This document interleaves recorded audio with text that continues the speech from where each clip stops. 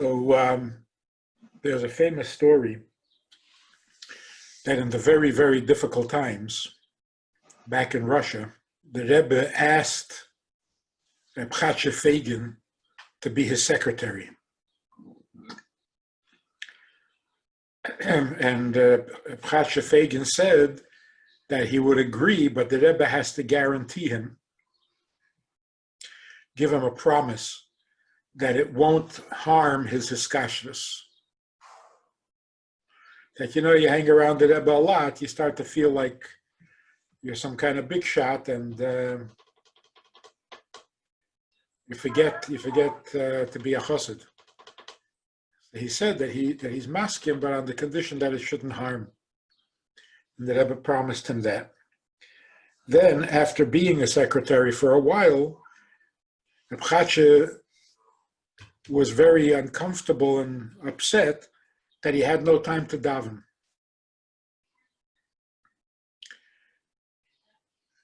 So he asked the Rebbe if he could take off an extra half hour for davening.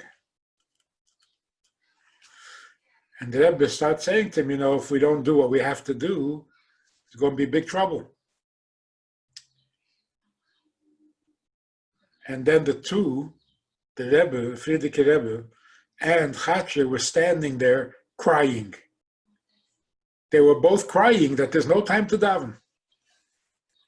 But that, that's the matzav. Anyway, that story is very helpful in understanding this mimer. Because what happened in this mimer, the history of the story of it, this was Tafshin Yud Beis, the second year of the Rebbe's Nesius. And the Rebbe announced to the world that there's no time for davening. Pretty much that's what it was about. And the Rebbe cried bitterly about it. But that was the reality. So let's learn. Beis Aleph. It's Parsha Shkolin. It's also Shabbos Parshas Mishpatim. It's Tafshin Yud Beis, and it's Shabbos Mevarchim Oder. Ador. L'siyam mishakela v'akora b'artzecha es mispa yamecha amali. Part of the blessing of the Parsha is that there will be no mishakela. A woman won't miscarry, God forbid, or lose a child. V'akora, there will be no woman who can't have a baby in your land, and the number of your days will be filled. Nobody will die before their time. That's part of the bracha. Hine mikros hu behemshech l'mashikosav lifnei. This comes as a conclusion to what it says before. Va'avadetem es havai elikechem uveirach es lachmocha ve'es meimecha. That when you serve God properly, He will bless your bread and your water. And I will remove all illness from you. Then he goes on to say, etc.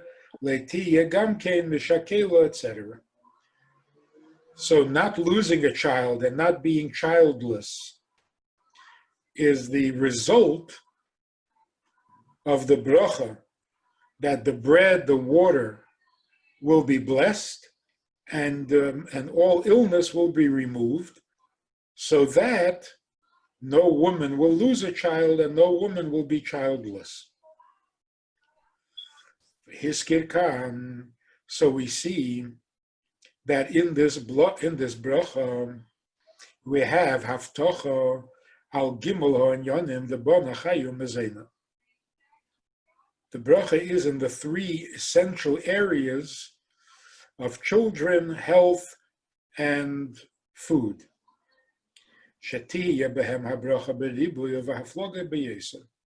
That in these three areas, there will be a great bracha. What do we see? This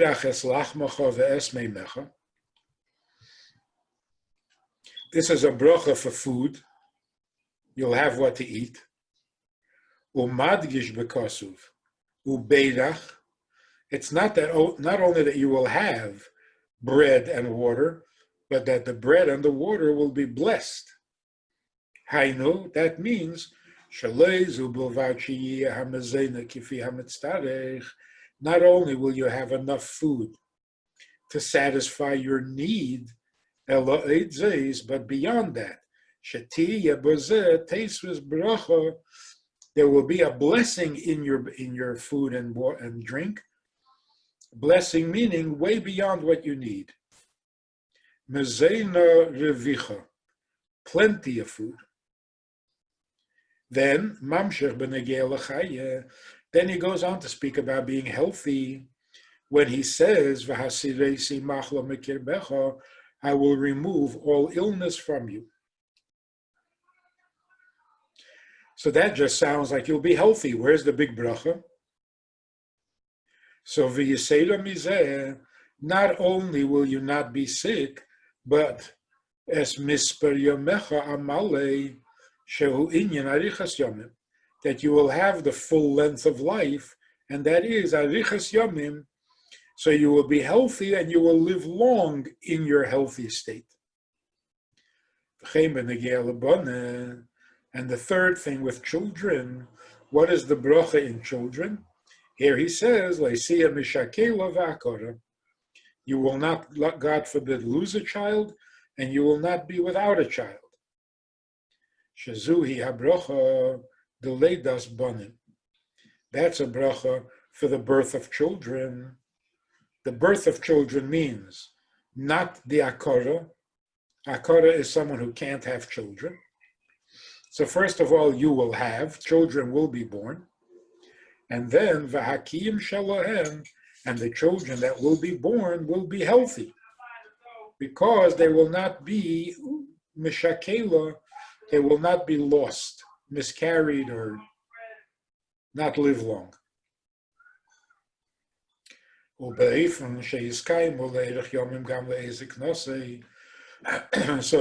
the children will live until the parents are old, as we find by Yankov Avinu, that even in his old age,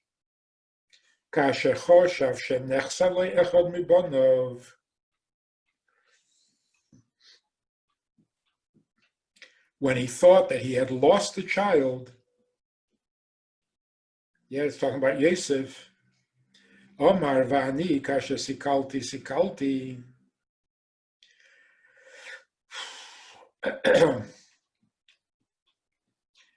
When he thought that he had lost one of his children, he called it shakela.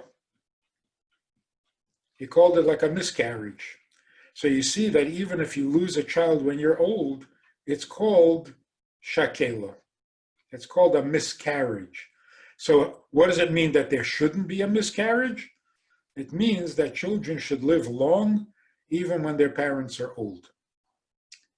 Now concerning this, he says, which can mean one of two things. This can be understood. What does loitihya mean? It could mean it's a command. It could mean it's a promise.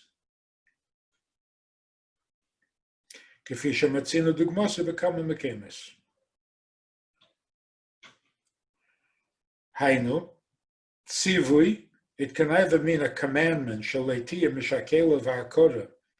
that there may not be as tarnish zayin can mishakela va'akora, or v'haftacha Shaletiya mishakela v'akora es vet nish zayin ken mishakela v'akora.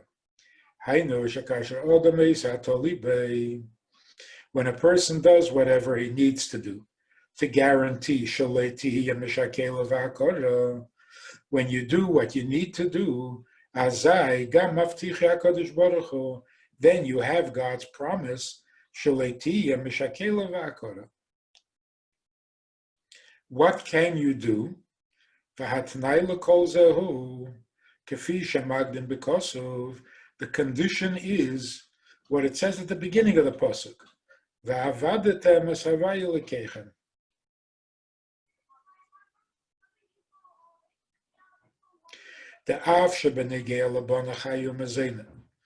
Now we know that when it comes to children and life, health, and parnasa, the Gemara says, "Shalav b'schus talya milsa, ela b'mazla talya milsa."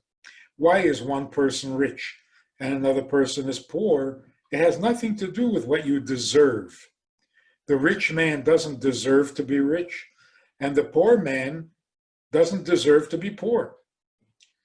In these three things, it's a matter of mazel, not a matter of schus. So whether you have children or you don't have children, is obviously people who deserve, you would expect that they would have a lot of children, and people who don't deserve shouldn't. But we see that that's not the case. So, concerning these three things, your avodah shouldn't have any effect. It's purely a matter of mazel. Mikol mokeim. Ribui habracha bazeh toli be'inyan ha'avodah dafkin. If you want not only to have children, to have health, and to have what to eat, but to be blessed with it beyond what you need, that does depend on your avodah.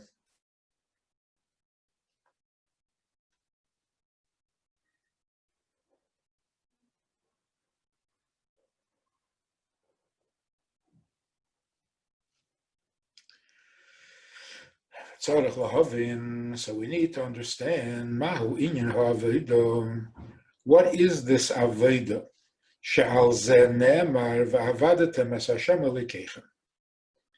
It says you should serve the Eibishter.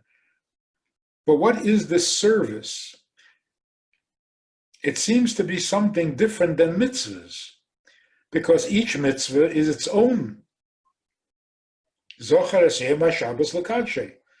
a mitzvah to keep Shabbos. Now the Torah is saying there's also a mitzvah to serve the Eibishter. Va'avadetem. What is that?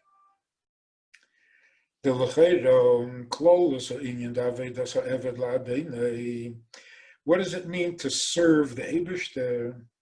An eved, a servant, serves his master,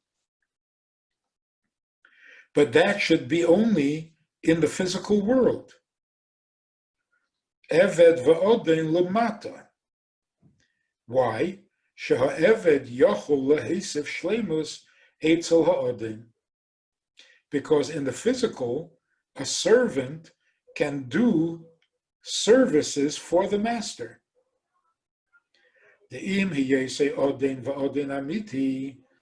Although the master is the master, in other words, he's rich, he has, and if he's a real master, he has everything. If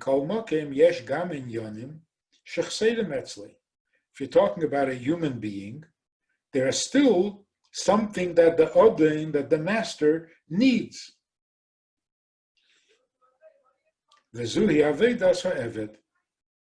And that's where the Eved comes in, to fill in what is lacking, or to complete what the Odin, what the master wants. In fact, it's interesting. the richer a person is, and the more famous the person is, the more avodim he has. You would think if a person is really rich and really powerful and really famous, he doesn't need any help. But you see the opposite. A very rich person has many servants. So that's all true in the physical.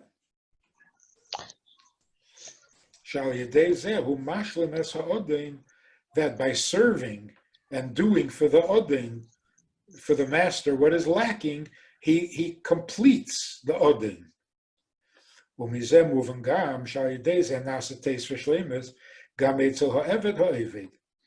And then it makes sense that the Eved feels like he accomplished something real and important.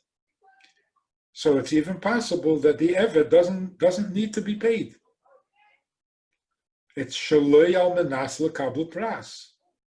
He's doing it without needing to be paid because the feeling that he's doing something important for the Odin is a reward in itself.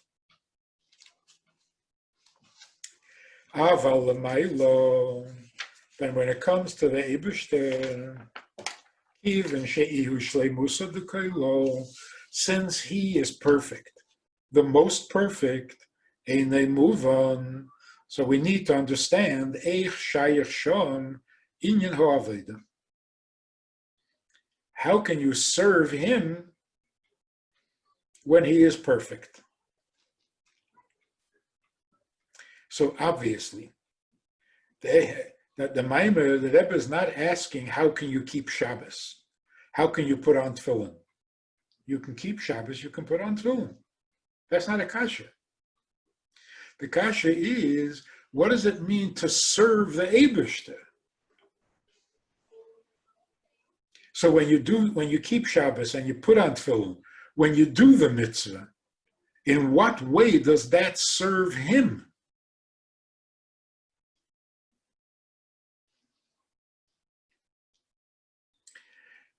And if it doesn't serve him, then you wouldn't do it for free. You see what it says in the mashal. If you're doing something for the Odin, that feels so good, you don't need to be paid. But if the Eibishter doesn't need the mitzvah, and you're doing it, well, then you have to do it for the schar. Why else would you do it? So when the Mishnah says, when you're doing mitzvahs, don't do it like the Eved who wants a reward. Do it like the Eved who doesn't need a reward. What does that mean?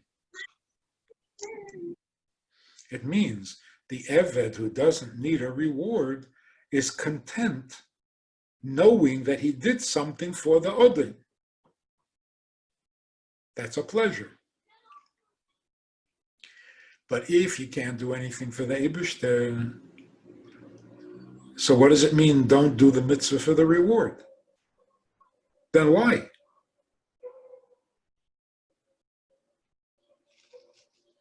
You're left with no other choice.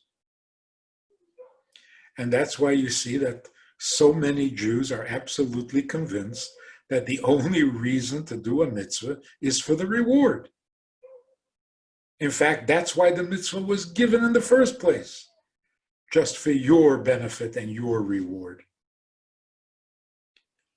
Then what does the Mishnah mean? Make believe you're not interested in the reward? Yiddishkeit is not make believe.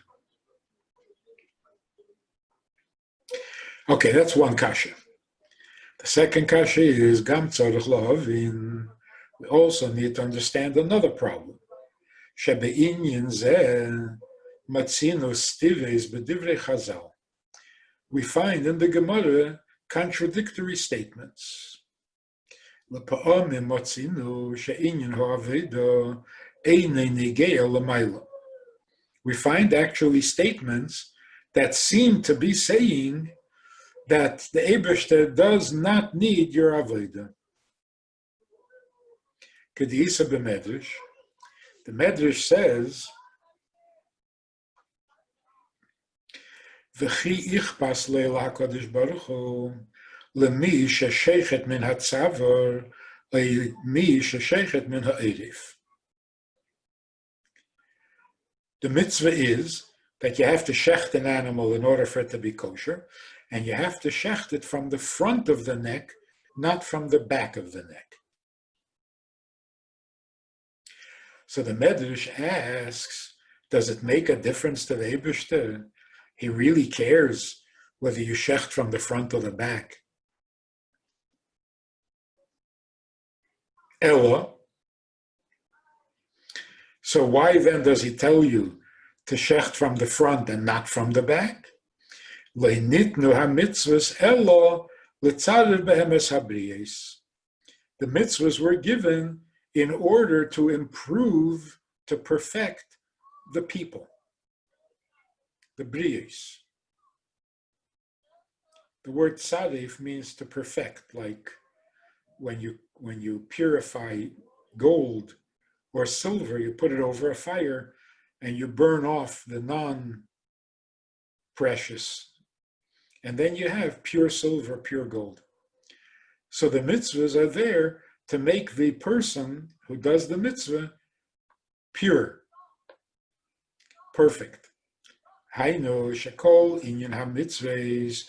This seems to be saying that the whole purpose and point of a mitzvah, einay ella, is only b'shvil l'tzarev behemes habriyos, aval ein ze negeya l'mayla. It's only for a person's benefit, but it doesn't do anything for the Eibishter. Ukemefurish b'kra, we actually have a pasuk that says this also. In Iyov it says, Im chotosa matifel bei, God is so perfect that if you sin, what have you done to him? V'rabu pisha'echa matasele. And if you're very bad, what are you going to do to him? It won't affect him. On the other hand, im tzadakta, if you're a big tzaddik, matitenle. What does he benefit from it? The pasuk goes on to say, "Umami yotcha yikach." Remember from the bar mitzvah AMER? The pasuk says, "Umami yotcha yikach." What does he take from your hand? But the Rebbe doesn't quote that part of the pasuk. Not even a gomer. Not even an etc. Maybe we'll understand that by the end of the AMER. So that's on the one hand.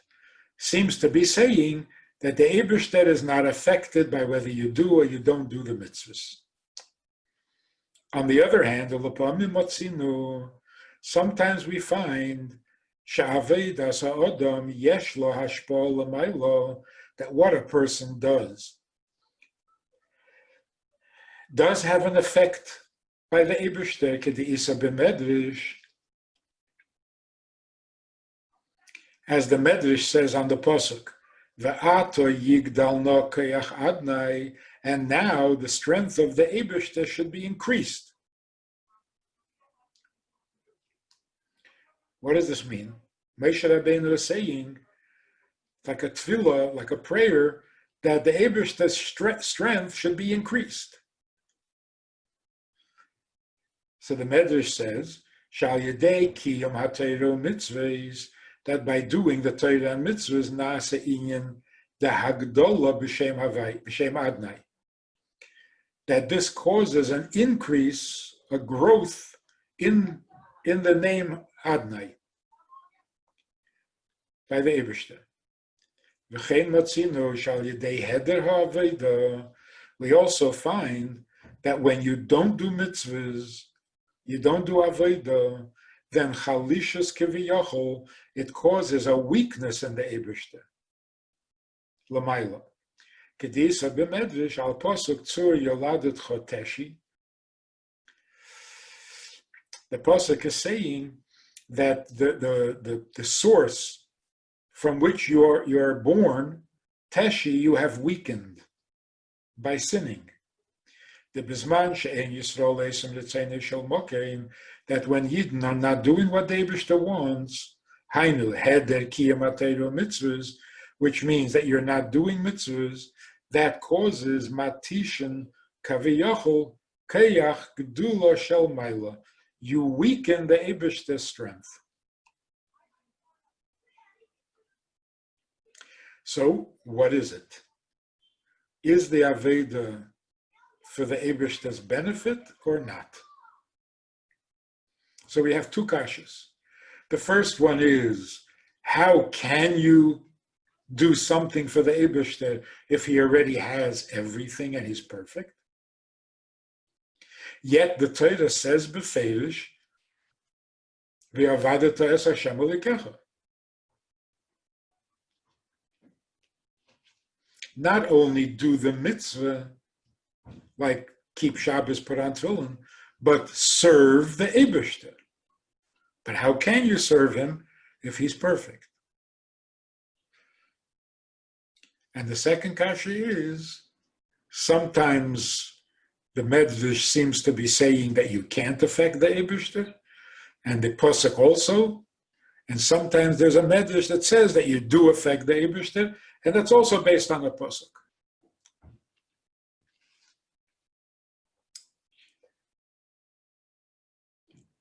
You know what's really amazing? This Maimer was said in Tov Shin Yud Beis. That's the year 5712.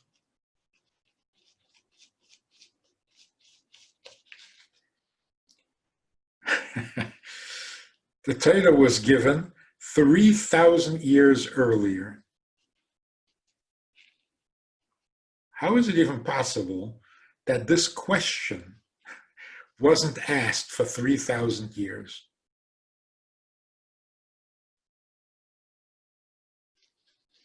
It's so fundamental. It says, serve the Eibishter. Nobody asked this kasha before for 3,000 years? How are we supposed to understand? The Yidden said, Nase v'nishma. First Nase, then Nishma.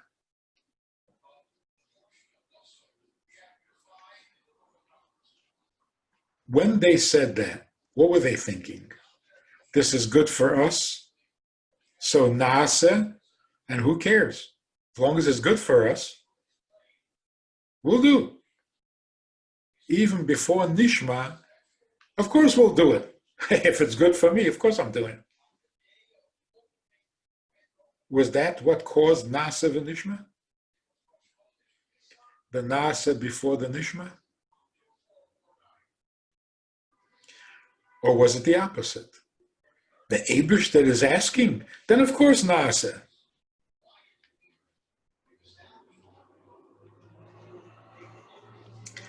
So I don't know. We have to look in the old Sfarim.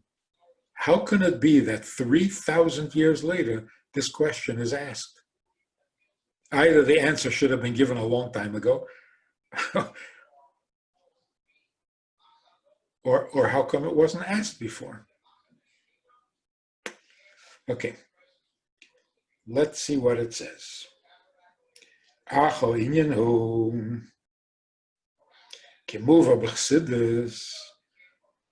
As it's quoted in Chassidus, Me'avedas HaKadosh, from Kabbalah. Avedas HaKadosh is a Kabbalah sefer. So in Kabbalah it says, the Masha Omer Rizal V'chiyach Paslei Chulu, that when the Chachamim said,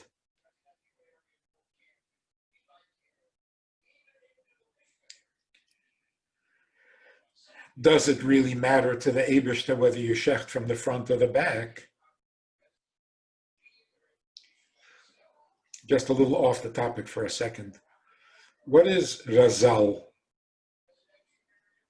Rabbeinu Schusam Levracha, Zechreinam Levracha, yeah? Sometimes it says Razal, sometimes it says Chazal. Yes? When does it say Razal and when does it say Chazal? Anybody ever wonder about that? It have to do with if it's Tanoim Amirayim. Doesn't seem. I think the difference is if you're talking about a seichel, a svoda, then it's Chachamenu Zal, because you're talking about the Chachma. If it's a Gzeira, then it's Rabbeinu. So here he's saying not Chazal, but Razal. Okay. So when the Chachamim say, V'chi ma ichpas lei, how could it possibly matter to him whether you shecht from the front or the back? So it says in Kabbalah that this is referring to Adain Yochid Sheidish Hashoroshim. It's referring to that part of the Eibishter, who is the source or the root of all the roots. The lei ichpas lei klal. This madrege, where the Eibishter is the Sheidish of the Sheidish,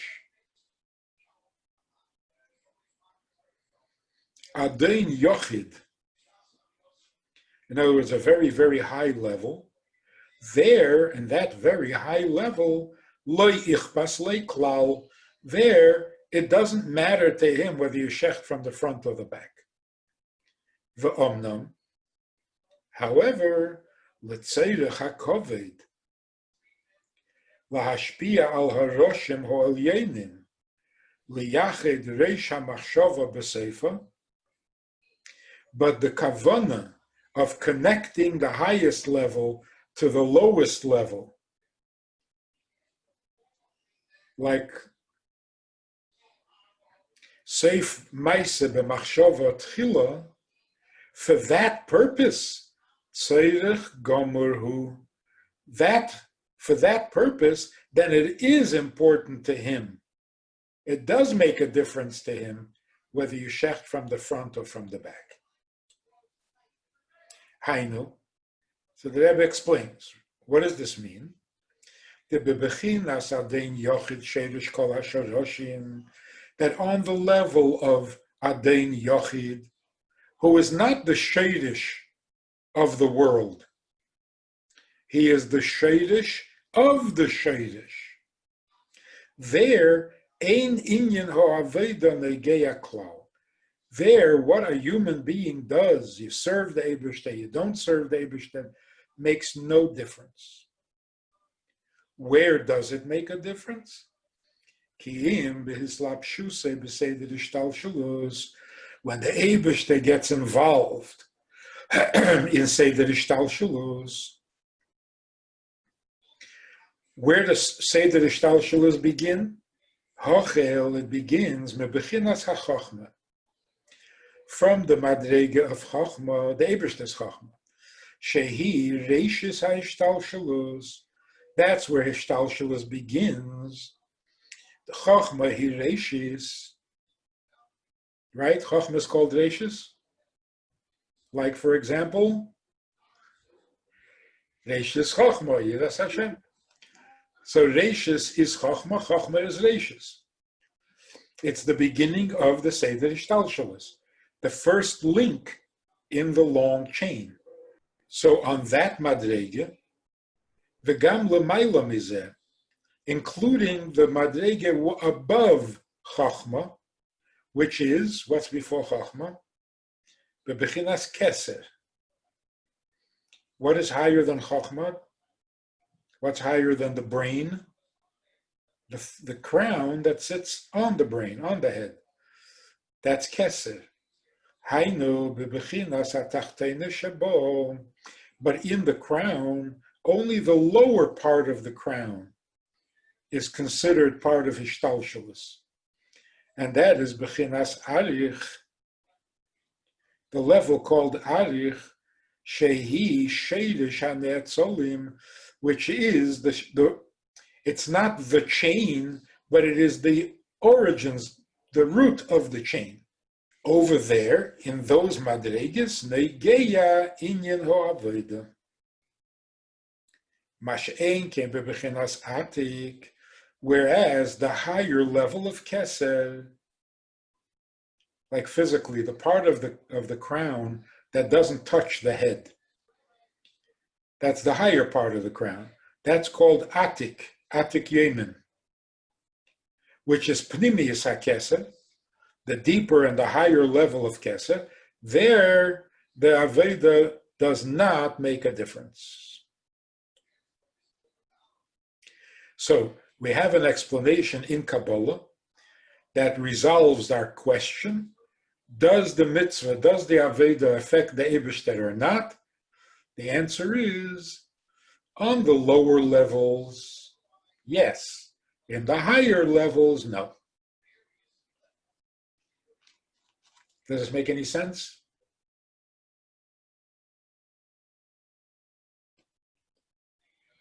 If you have a question, ask. Or if it's not a question, just a what? Like what? Higher level, lower level, what are we talking about?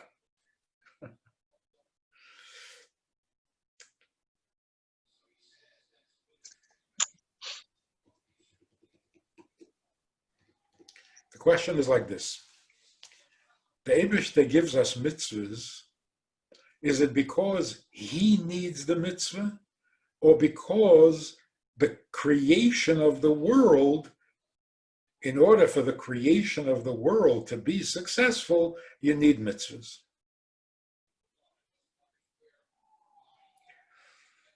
Or in different words, the Eibishter who is creating the world needs mitzvahs. The Eibishter who doesn't get involved in creating the world doesn't need mitzvahs. It's like saying, does a person need a car? You hear this, Shalom? Do you really need a car?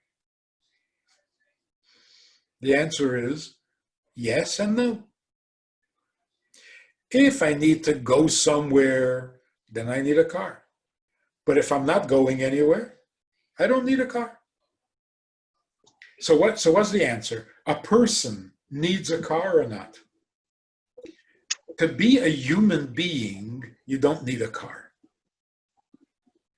Right? You can be a human being without a car.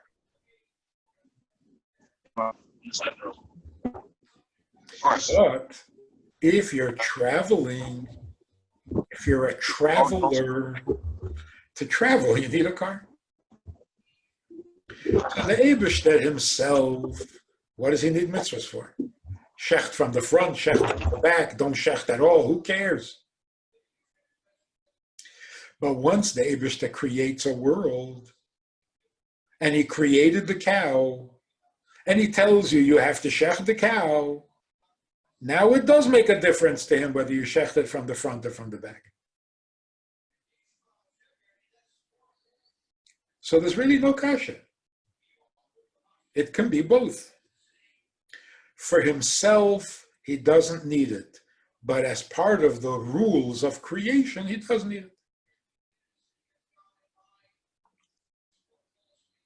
So l'chayra, let's not get confused here, but l'chayra, it's not just whether you shecht it from the front or from the back.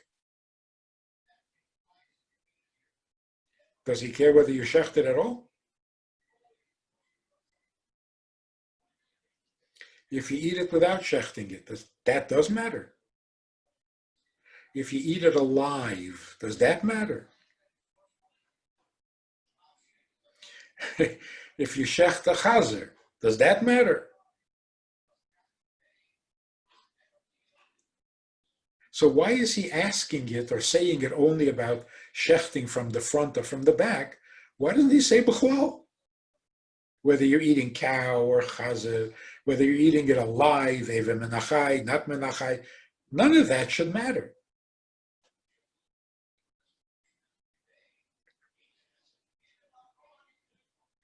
So why is the shaila only about front and back? It seems like saying, no, hilchas kashrus. I mean, come on, of course that's important to the Eibishter. Not only do you have to eat the kosher animal, but you have to make it kosher by shechting it. The only question is, you're shechting it either way, so what's the difference? Why isn't the question about all the mitzvahs?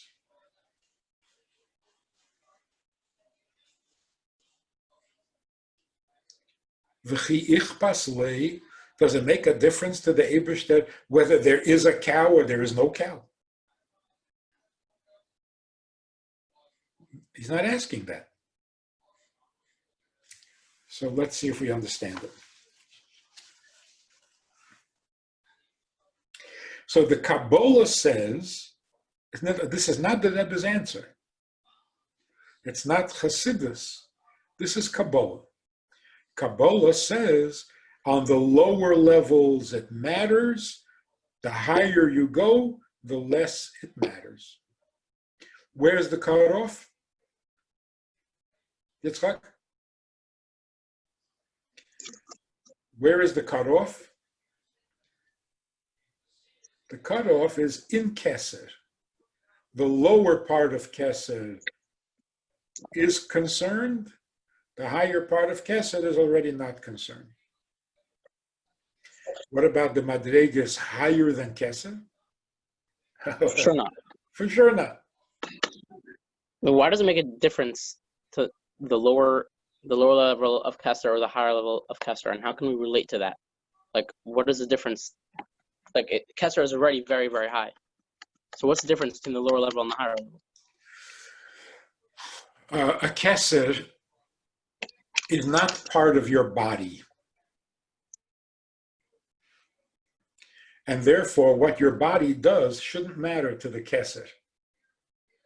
That's why the Keser is used as the moshel. On the other hand, if the Keser doesn't fit, you got a serious problem. It'll either cut your ears off,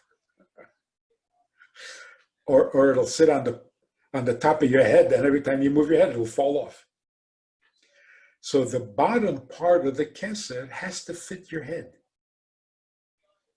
So you can't say the Keser doesn't care about your body.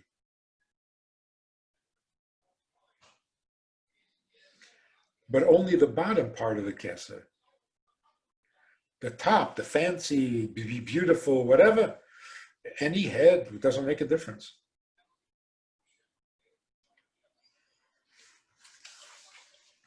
In other words, it's like, why does Seder Ishtalshalus begin with Chochmah? The first step in creation is Chochmah. What does that mean? The first step in creating the world is not a hammer and a nails. It's not Dibur, Vayemer Elikim Yehi Eir. That's not the first step in creation. That's the last step. So what comes before Dibur? Before the Eibishter says Yehi? Before that, there's Machshava. The blueprint. Before there's Machshava, there has to be Midas, Chesed, Gvura. Before there is Chesed and Gvura, there has to be Seichel.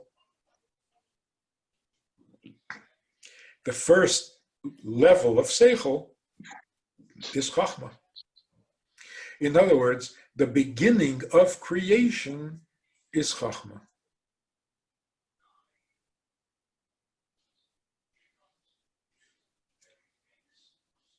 The blueprint. But there is something before Chachma also.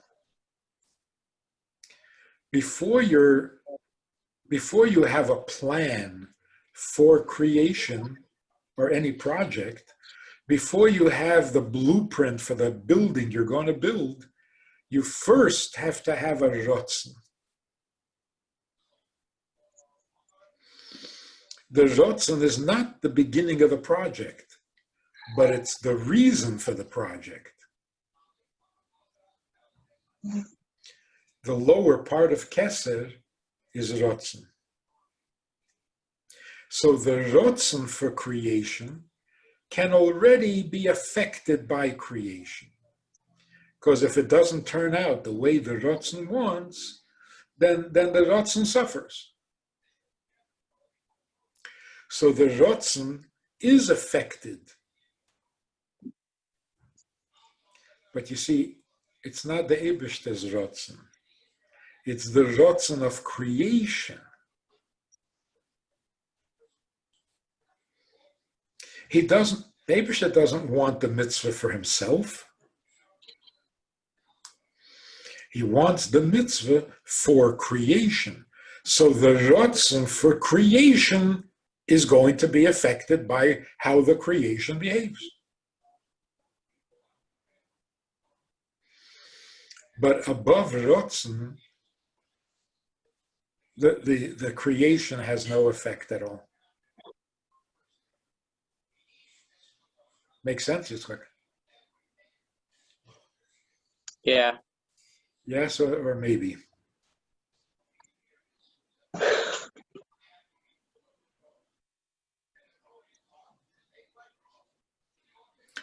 I remember when we remodeled the house on Etchkan,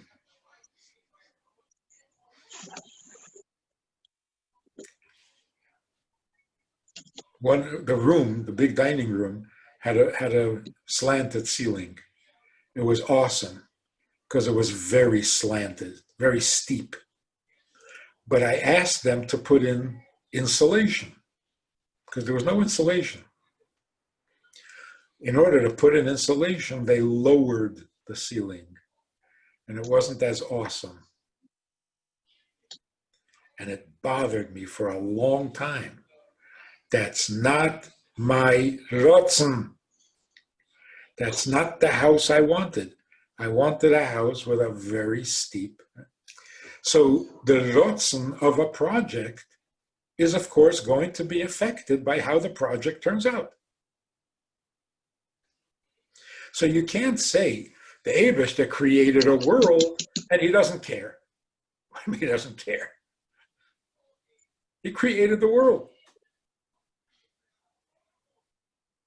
And like the Mishnah says, why did it take Asora Mamoris v'haloi b'maimer echad yachol lihibaris? He could have created the world with one sentence. Why did he have to have 10 Maimoris? The answer is because he's involved in his creation.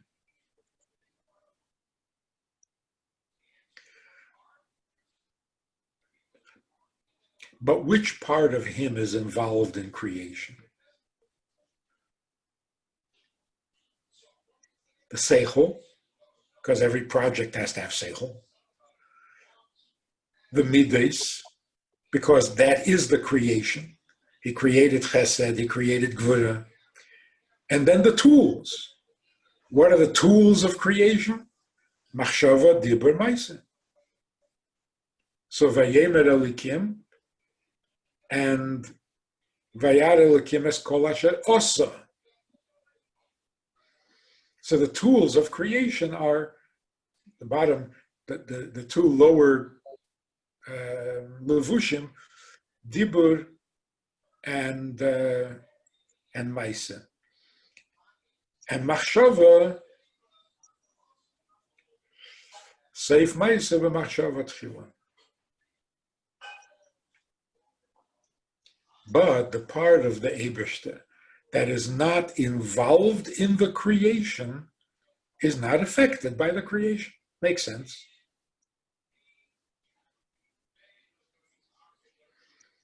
Let's take it even a step further. Like a father and children. A father is affected by what the children do or not. Not really. Not physically affected. Depends what they're doing. Depends how much they upset him. If they upset him a lot, then it affects him even physically. No, you could say like this. Obviously, what a child does affects the parents. Everything the child does affects the parents. It either gives him nachas or gives him pain, or gives him enjoyment or gives him worry. But let me ask something. A man who doesn't have a child is not a mensch. He's a complete mensch without a child.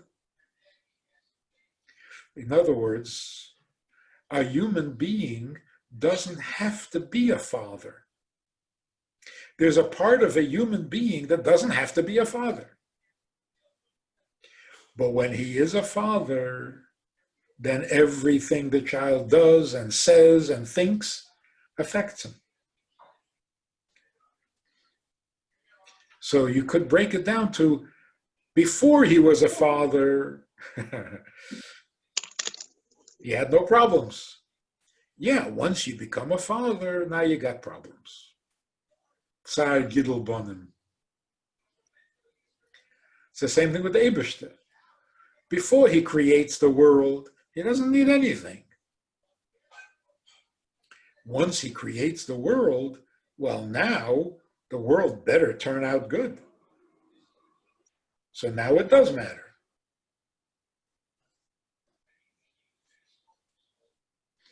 So it's like saying, Kaidem shenivra ha'olam, hayahu shmei levad.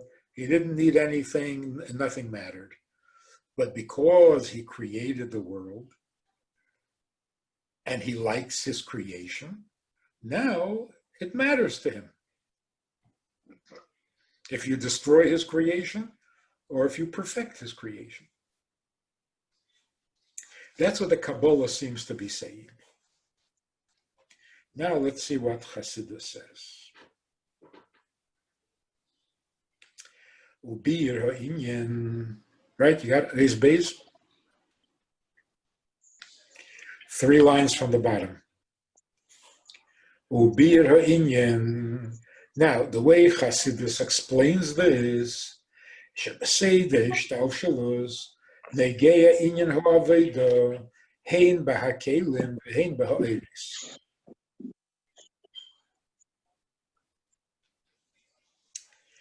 In the creation of the world, there is the energy, the Eibishter's koyach, and then there is the created being that contains the energy, the keli. So in creation, the Aveda of a human being affects not only the keli, but also the eir. So for example, the Eibishter created the world with chesed. So a person can say, if I do an Aveda, it's going to destroy the world. It's going to bring a mabul. When you misbehave, it brings a mabul, and everything is destroyed. But when you destroy the world, are you also damaging the chesed that the world was created with? The answer is yes. Dehine inyan hakelim shehu helam ha'eir hu nesinas mokem lemetzias dezulas. I think the Rebbe is going to say that it makes perfect sense that what you do can affect the keli, but you would think that it doesn't affect the eir, and yet it does. Okay, so he's going to explain. The keli shehu helem ha'eir hu nesinas mokem lemetzias dezulas. In order for the keli to exist, the Eibishter has to hide the Eir. The chesed with which the Eibishter creates the world is not obvious. It has to be hidden. So, for example, the sweet apple, the sweetness of a sweet apple comes from chesed. Does anybody know that? When you eat a sweet apple, you think, oh, chesed. No. You have to learn about it in Chassidus. So the keli hides the eir. When you hide the eir, it's in order that you should see the keli and not the eir.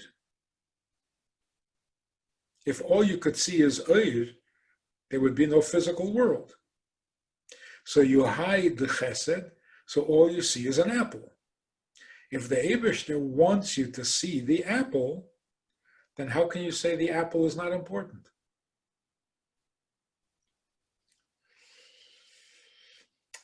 Ki kasher ha'er meir, when the eir is visible, the chesed, for example, azai yeshnei rak hamokir. If the eir is visible, then all you would ever notice is the Eibishter. Ve'ein shum metzias de zulas. And therefore there could be no existence of anything other than the Eibishter. Aval kelim shehem helim ha'eir, but the keli, which is the result of the concealment of the light, heim neisne mokem lemetzias de zulas. That's what makes it possible for a person to think that he is independent of the Eibishter.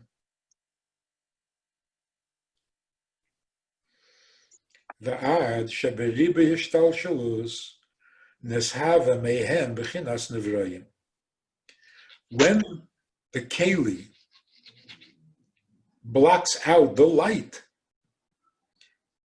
in let's say, the world of Bria, eventually that comes down into this world, into the physical world, that the result is a nivra, a creation that seems to come out of nowhere, that doesn't know where it's coming from. And because the keli allows the impression that there is something besides the Eibishter, safe.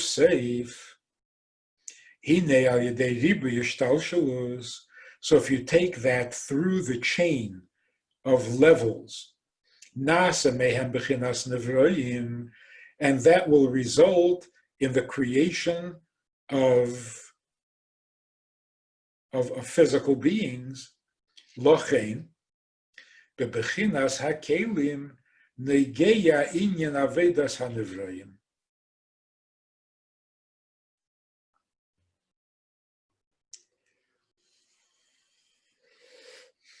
How does a physical existence begin? First, there's only Eibishter, right? Because it's yesh me'ayin. So how does the yesh, how does the created being, how does it start? Where does it start? It starts in the keli that hides the eir.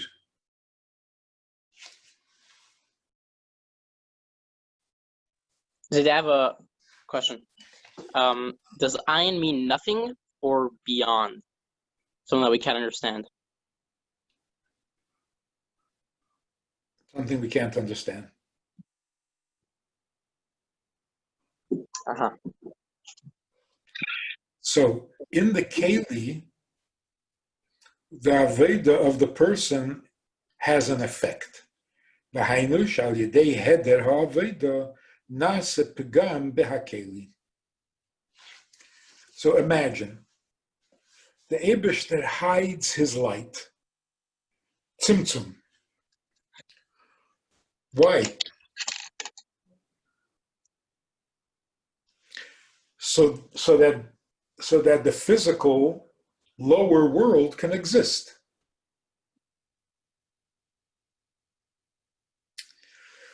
The physical world exists to accomplish something. So if the physical world doesn't accomplish, that hurts the tzimtzum. This makes sense? It's like that famous story where this child was crying that they were playing hide and seek, and he went and hid, and nobody came to look for him. That's such a very good mashal. Why did it hurt the child who was hiding? Why did it hurt that nobody found him? Nobody even came to look for him. Why did that hurt? Because the whole kavanah of hiding is that they should find him. If they're not looking for him, then the hiding is a waste of time. Or in different words, the hiding didn't do its job. The reason for the hiding is that you should come looking, and you're not looking. So the tzimtzum is that you should serve the Eibishter. If you're not serving the Eibishter, where's the damage? The damage is that the tzimtzum's kavanah has been frustrated. So does it affect the tzimtzum? Of course it affects it.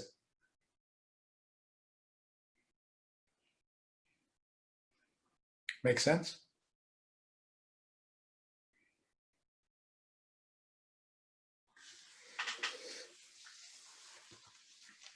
That's why the Baal Shem Tov said that story with the child hiding, the hide and seek, is a perfect mashal on the Eibishter. How much does it bother the Eibishter when you don't do a mitzvah? Why should it bother him? Because he made a tzimtzum, and the whole point of the tzimtzum is that you should look for him and you're not looking. So you have ruined the kavanah of the tzimtzum.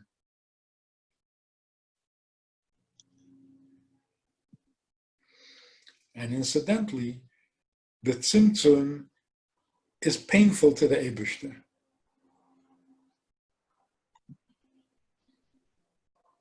To put a gvul on bli gvul is not pleasant.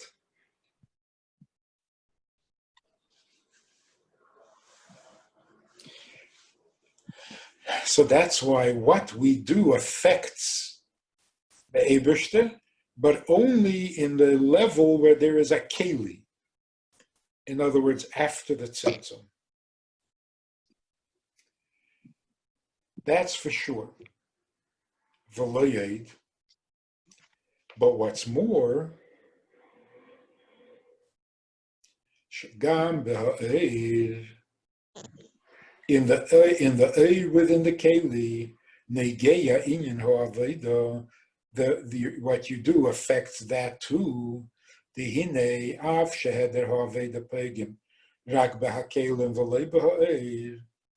Although the lack of aveda is destructive to the keli, but not to the eir. Mikol makeim, yet al yedei hapgam behakelim mistalik ha'eir mehakeli. When the keli is damaged, then the eir disconnects from the keli. V'hasiluk mehakeli negeya gam b'ha'eir, and when the eir can't be in the keli, that affects the eir negatively also. Shaharei kavonas ha'eir hi sheyair b'kelim.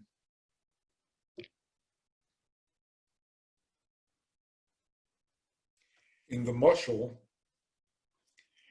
the kid is hiding and nobody's looking for him. If you understand the game, hide and seek, it's hide and seek, and the bottom line is to be found. So there are three steps. There's hide, there is seek, and there is find. Although, technically, if you're not found, you win.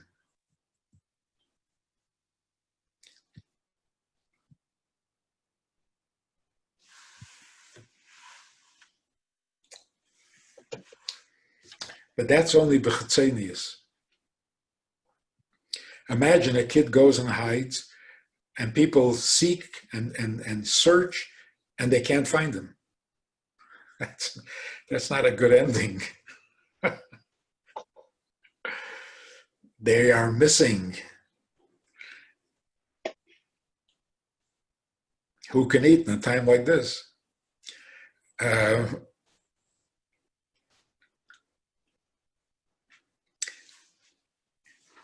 You win when you come out of your hiding place and people see where you were hiding, which is why they couldn't find you. In other words, if you don't come looking, you're causing two kinds of damage. First of all, why did I bother hiding if you're not looking for me?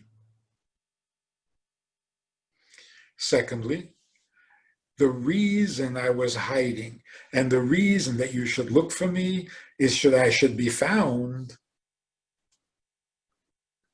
So my desire to be found is also frustrated.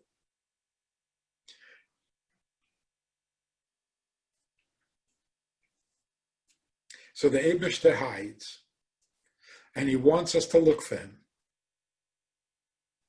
and find him. So there are two steps here. First, there has to be the looking. If you don't look, then the hiding is a waste. Secondly, if you don't find him, then the tachlis hakavana of being found is also hurt, frustrated. So when the Eir comes into the Keli, of course the Keli hides the Eir. But what's the kavana? That the Eir should never be seen. The kavana is you look past the hiding until you find the Eir. You got to look up this clip of the Rebbe, where the Rebbe is crying. He tells the story about this hide and seek, and the Rebbe says, how much longer? It's actually an 8th day song.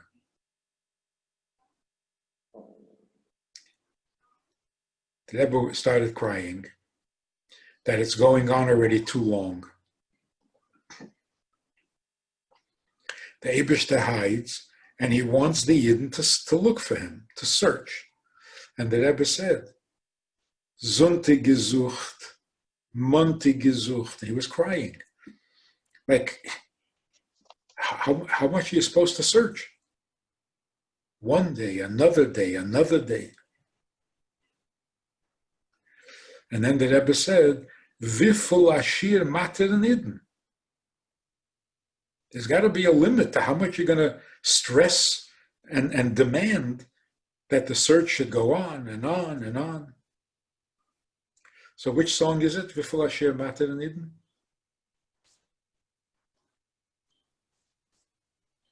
Anybody know? I don't remember the title of the song. How does it go? Hum a few bars. Aber wieviel Ashir Materim Yidin in Galus. Yep. The Rebbe didn't sing it. The Rebbe cried it.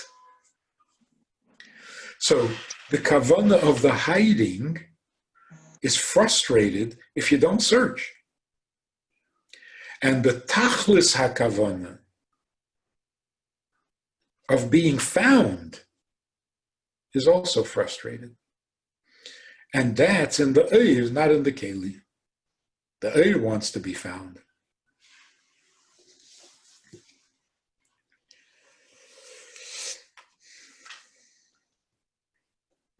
Kivin shebeheder ha'aveda nasa siluka Eir shemestalik mehakeli ubimele loy nishlemes hakavana shebei.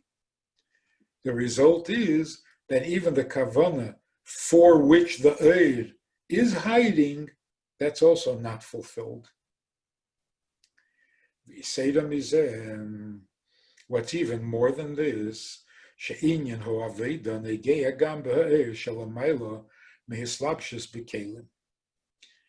is the real chiddush. That according to what Kabbalah says, only the Eir that's in the Keli should be affected. But anything higher than that should not be affected. So the Rebbe says no. The inyan ha'avedas negeya gam b'ha'eir shelemaylon hislapshus b'kelim, meaning the part of keser that doesn't touch the head. Shaharei gam ha'eir shelemaylon hislapshus b'kelim harei hu sheira shal kol panim la'eir ha'mislabish b'kelim. Once you're talking about Eir, you're talking about Chesed, the Chesed that's in the Keli, the Chesed that's not in the Keli. How can you separate them? The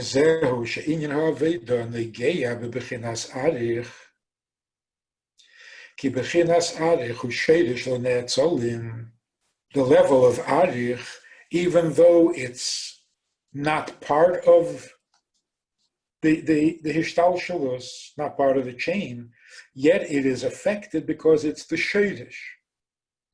The Kivin Shebenet Solim Negein Haveda Canal, and because there the Aveda does have an effect, Lachain Gam B'Shadish Hanet Solim, in the level of Arich, Negein Haveda.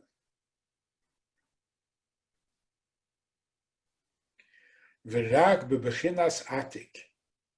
It's only on the level of atik. Amr Rezal v'chi ichpasle.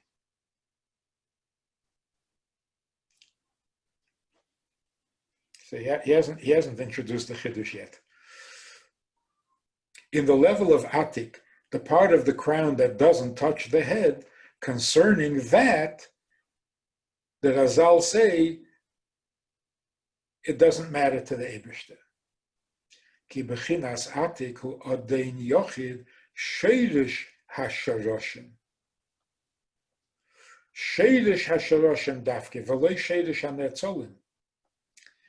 The sheirish of Seder Ishtalshalus is affected, but the sheirish of the sheirish, that's not effective. Why? Kivin shehu l'maylo melihi sheirish l'ne'etzolim. Because it's not even the source of the creation. Ube'emes nivdulhu gam mehasharoshim shahrei atik hu meloshim vayetak v'hainu shehemuvdul gam mebechinas arich. The part of the crown that doesn't touch the head is not only distant and unaffected by the head, it's even unaffected by the lower part of the crown. So it's really not the shadish for the lower part of the crown. Why is it called shadish hasharoshim? It doesn't mean it literally. It means the level before the shadish. ובבחינה זו איני נגע אין העבודה, ועל זה נאמר אם חטאת מה תפעל בי, ורב פשעך מה תעשה לי, אם צדקת מה תיתן לי, and this time he says v'geimer. Now to sum it up very briefly, in the language of Chassidus, The lower part of the crown is called memala kol almin. The higher part of the crown is called seviv kol almin. Even though the lower part of the crown is also a little seviv. Doesn't go into the head. It's not like the brain that is in the head. It surrounds the head. But because its size has to fit the head, so it's already affected by the head, it's not the real inyan of seviv. Seviv means completely independent. So where does seviv begin? Seviv begins going upwards. Seviv begins in that part of the crown that doesn't have to fit. So when it says in the Maimer, Im chatosa matif rabu peshecha matasalei, it's talking about seviv kol almin. But in memale kol almin, of course it matters. So let me sum it up. The Eibishter created a world of Teiv and Ra. Eitz hadas, Teiv Ra. Does Teiv really do anything for the Eibishter? Does Ra do anything for the Eibishter? That's the question. In the level of memala kol almin, if you're talking about the Eibishter's concern for the world, then yes, Ra is destructive, Teiv is constructive. So of course it matters. It's like asking, does it matter to the Eibishter whether we blow up the world or not?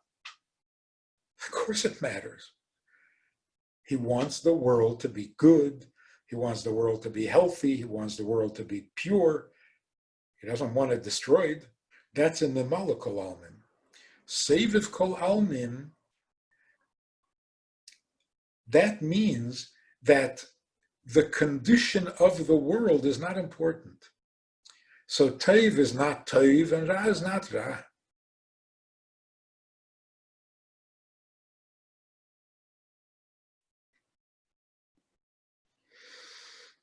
Aid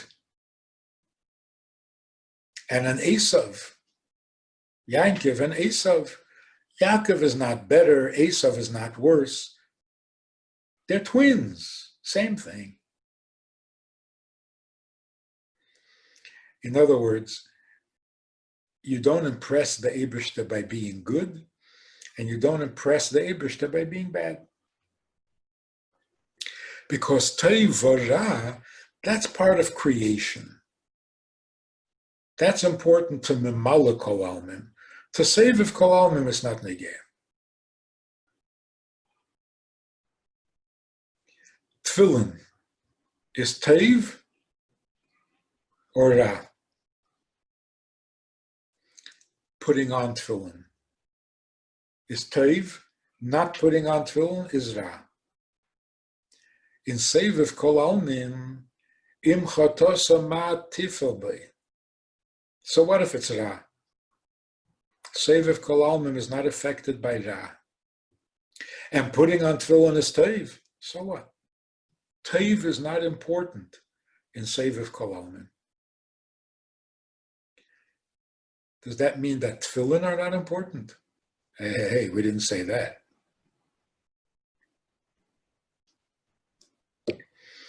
Im tzodakta ma tifel bei. That's true. In seviv kol almin, whether you're a tzaddik or rasha doesn't make a difference. Because good and bad, that exists only in the lowest level of creation. In Gan Eden, where Adam and Chava were, there was no Teiv and there was no Ra. Didn't make a difference. Only when they left Gan Eden, now there's Teiv and there's Ra.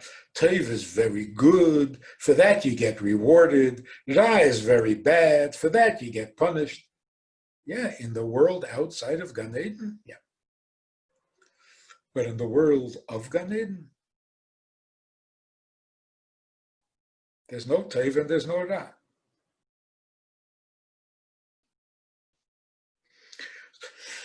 So in the world of Gan Eden, you serve the Eibishter or not? Adam and Chava served the Eibishter before they ate from the Eitz Hadas. Yes, that's why it's Rosh Hashanah. Beyu nishtachava v'nichra. Adam told the world to bow down to the Eibishter. Why? Because that's toiv? No. Not bowing down is ra? No. Eibishter is emes. Not bowing down is not emes. So in Seviv Kol Almin, whether it's good or bad is not important. The question is whether it's emes. Tefillin are emes. Are they good? That doesn't matter. Not putting on tefillin is bad. That's not the point. So when it says that in Seviv, Sheidush Hasharoshim, there you're being a tzaddik or being a sinner doesn't matter, it doesn't mean that tefillin don't matter. It means that tefillin are important even though it's not good, and not putting on tefillin is not bad. It's just tefillin that are important. Yeah, is that what we understand from the Maimon? Because how can it be that in the Bar Mitzvah Maimon, when you start to put on tefillin, you're being told that Eibishter doesn't need you to put on tefillin? That can't be. The opposite. The Eibishter is telling you that tefillin he always needs. For you to be a tzaddik, in Memalo Kol Almim, he likes it if you're a tzaddik. In Seviv Kol Almim, whether you're a tzaddik or not is not important. Tefillin are always important. Can I ask a question? Yeah. In Mimali Kalaman, where we say there it does make a difference, good or bad. If the reason why it makes a difference there is because he cares about the world which he created, and good or bad ruins or doesn't ruin that world, then if he cares about the world, then what affects the world affects him, what doesn't affect the world doesn't affect him. Mm-hmm. And if it's just that the world needs it, he doesn't, then he really doesn't care at all. And the world is just a thing he made, which gets ruined or not ruined by it, no? Mm-hmm. It's like the difference between something that you're using but don't really need, or something you really need, you're not using. Like,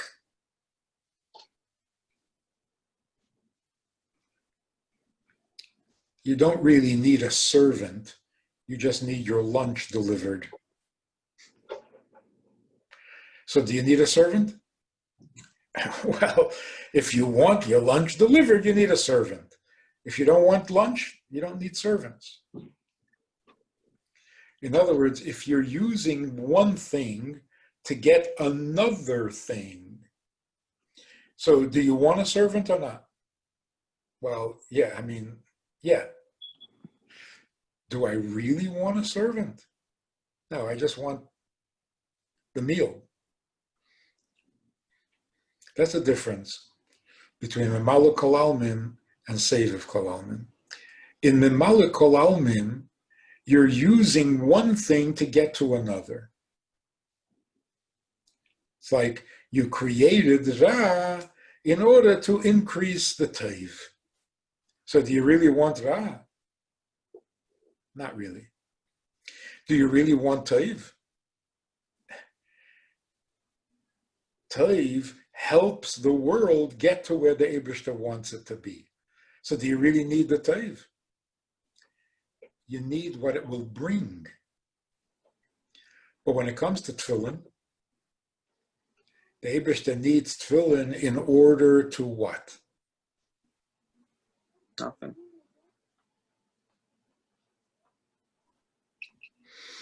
And that's what it means, HaKadosh Baruch Hu meniach tefillin. HaKadosh Baruch Hu meniach tefillin means he's not using tefillin to accomplish something. He is tefillin.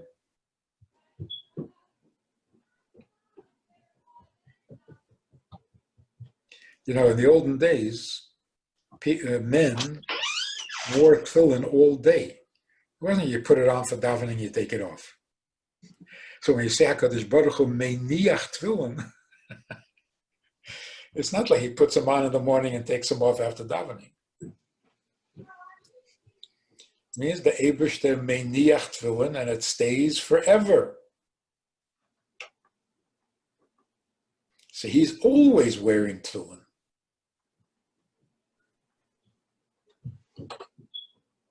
He doesn't even take them off at night. And that's why, technically speaking, Laila is man tefillin. Technically. The reason that tefillin is a mitzvah shehazman groma is because you don't put on tefillin on Shabbos. Right. Otherwise, tefillin is all day and all night. So a chassid was traveling, and he came to some place where very few Jews ever go. And he found a Jew there. Very remote place. And he himself had no intentions of ever coming back to that place. So he met this Jew, and he wanted to put on tefillin with him. It was like 9 o'clock at night. It wasn't even a question of when Shkia was. It was night. He put on tefillin with him. And he made a bracha. With a bracha. When he came home, he wrote to the Rebbe that he met a Jew in this jungle someplace, and he put on tefillin with him at night with a bracha. So the Rebbe wrote back to him,